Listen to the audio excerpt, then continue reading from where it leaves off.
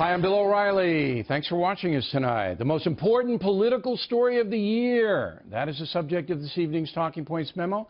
Many Americans voted for Donald Trump because they feared that a Democrat winning the White House would appoint yet another liberal judge to the Supreme Court. In recent times, the court has often ruled on politics, not the law. Many Americans fear that, including this one. Mr. Trump nominated 49-year-old Neil Gorsuch from Colorado. It's a very solid judicial record. Serves on the 10th Circuit U.S. Court of Appeals in Denver. Today there were hearings in the Senate because that body must approve Judge Gorsuch to the nation's highest court. Predictably, some liberal politicians do not like the judge simply because he's not a liberal. So even though his record is stellar and his philosophy independent, some Democratic senators will not vote for him. Judge Gorsuch has also stated that he believes judges should look to the original public meaning of the Constitution when they decide what a provision of the Constitution means.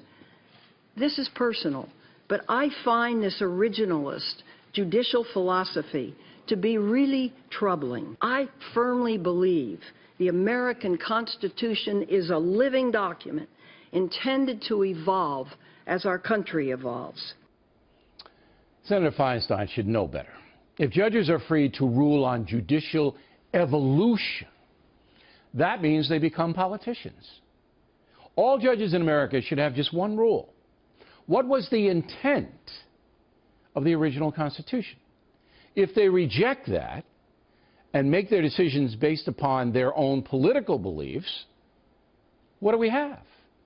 Another extension of Congress, not a Supreme Court.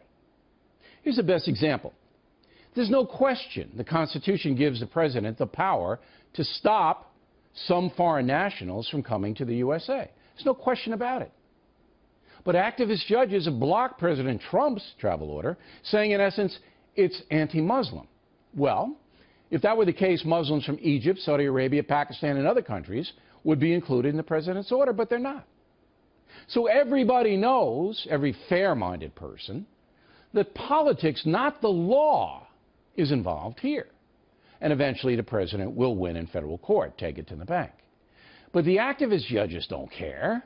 They have temporarily blocked the order and are liberal heroes. As for Judge Gorsuch, it looks like he's a traditional man who believes the intent of the Constitution should reign. Again, that seems to be unacceptable to Senator Feinstein and others because they want a judge to be political. They want a liberal judge. Finally, the best example of constitutional debate is the Second Amendment, the right to bear arms. It's clear the Founding Fathers wanted Americans to have the ability to protect themselves. Back then, militias were the mechanism. Private citizens with guns organizing against threats. Today, those threats are more personal. Terrorists and criminals, not frontier marauders.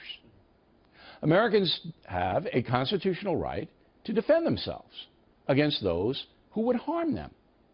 That's why firearms cannot be banned, but they can be limited.